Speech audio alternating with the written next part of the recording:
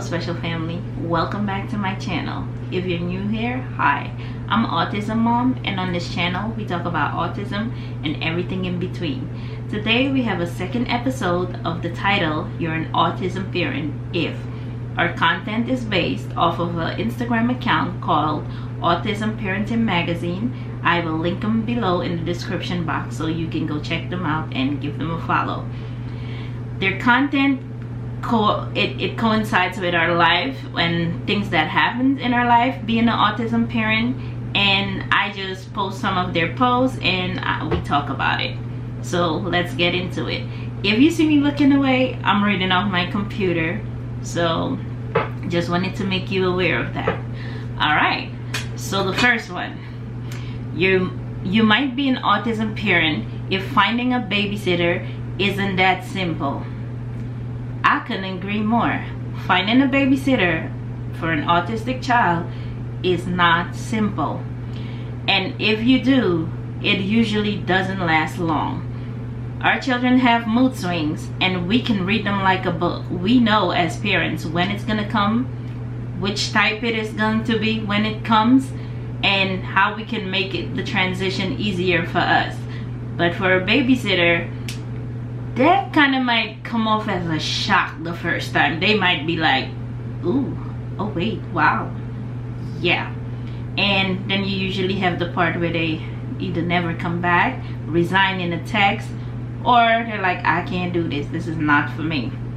So finding a babysitter is not easy, especially if your child is not potty trained. You might be an autism parent if you have a stockpile of chicken nuggets and waffles in your freezer at home. I don't know about the waffles, but I'm sure some people know below that that's the thing. But chicken nuggets and fries?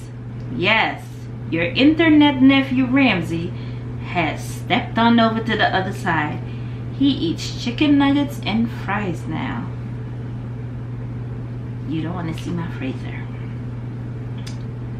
You might be an autism parent if you start worrying about his future as you age.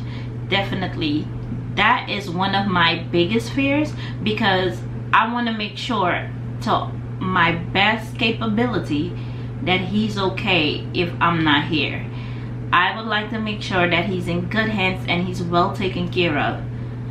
And that's why if you check out yesterday's videos, you'll see that I made a video on a special need trust, and that's why we put that in order to make sure his future looks bright and that he doesn't lack for anything.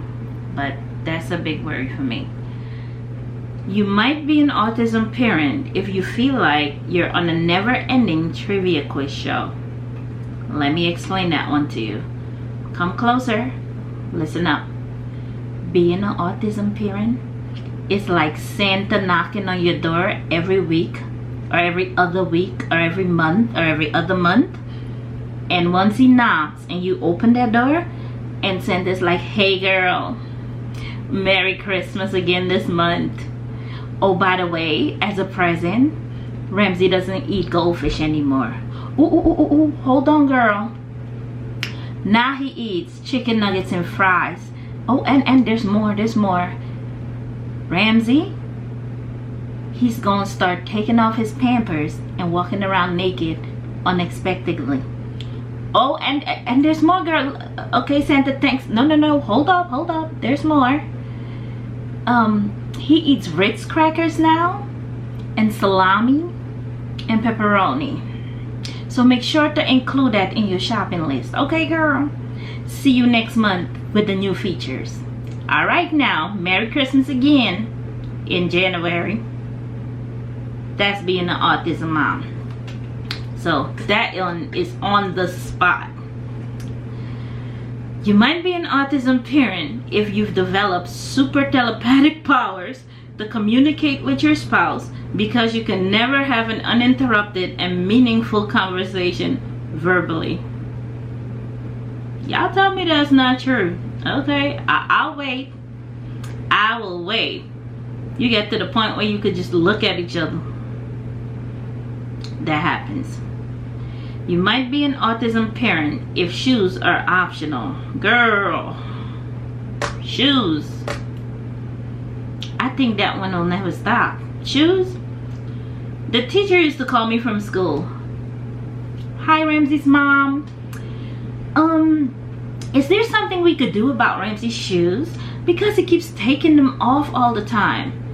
And I keep looking at the phone like, you want me to do what exactly with these shoes? Because they're shoes. Do I need to strap them around his ankle? I don't get it. Like, there's nothing I can do about these shoes. I said, okay, I'll switch to high tops. So I went and bought some high tops. Those are a little harder to take off. So those are mostly all he wears now, high tops, because they're a little harder to take off. But trust me, if he can take them off, he'll try. We drive from home to the school, 10 minutes. Get to the back seat, Ramsey's in socks. Or you'll be driving and a shoe flies through the middle to the windshield. Not through the windshield, but at the windshield. And it's a shoe. And here comes the socks. So I don't know what it is with the shoes, but be prepared. Shoes come off on a regular. Socks come off on a regular. Tell them to put them on. Then they're looking at you like this is a puzzle out of Mars. You can take them off. Why can't you put them on? That's a whole task. So shoes is an issue. You might be an autism parent if you wish you could see the world through their eyes so you could fully understand. Definitely. Because I think their mind works opposite from ours, and I really want to understand how he thinks so maybe I can be a better help, or I can improve my skills. But if that was possible, that's something I will want to do. You might be an autism parent if anxiety over toilet training is getting to you.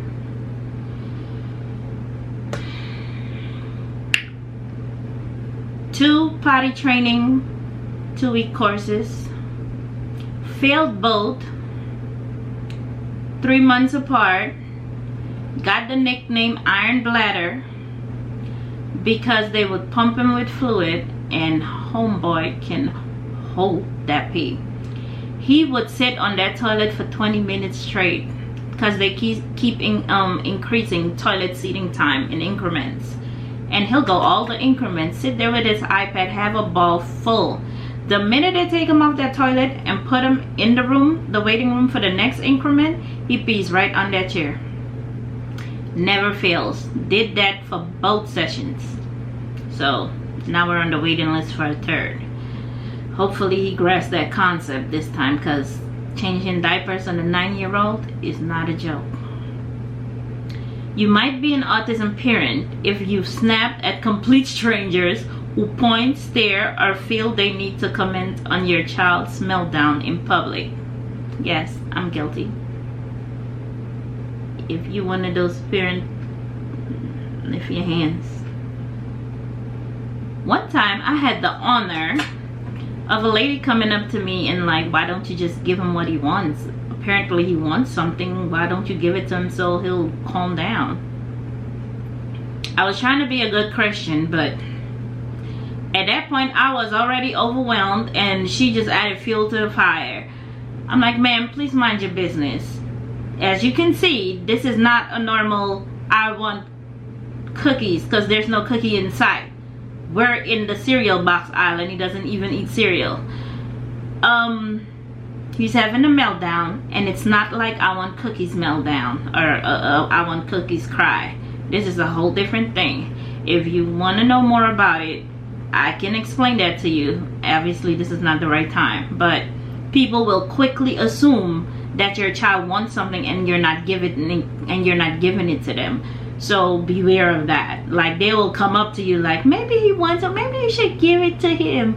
And I know you mean well, but this is a whole meltdown. If I don't hurry up and get out of this store, it's about to get this small with the noise. Okay, he about to go full effect. So leave us alone. Let me check out and get out of here real quick. Thank you. You might be an autism parent if you always think of places where your child can play safe, where there isn't much people but lots of activities they can do. Yep, And here in Atlanta, we have a couple of indoor playgrounds, and he loves them.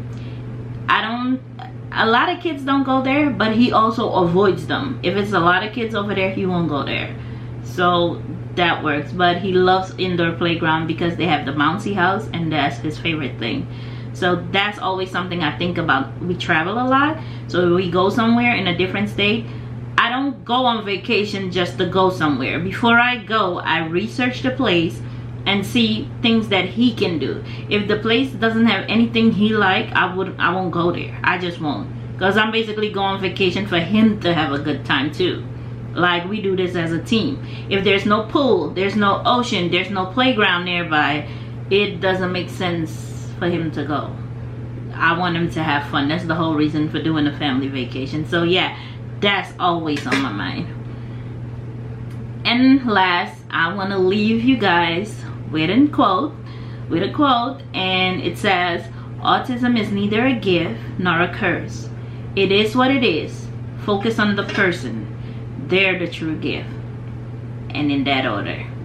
Thank you guys for watching this episode of You're an Autism Parent If, and catch you in the next one. Bye.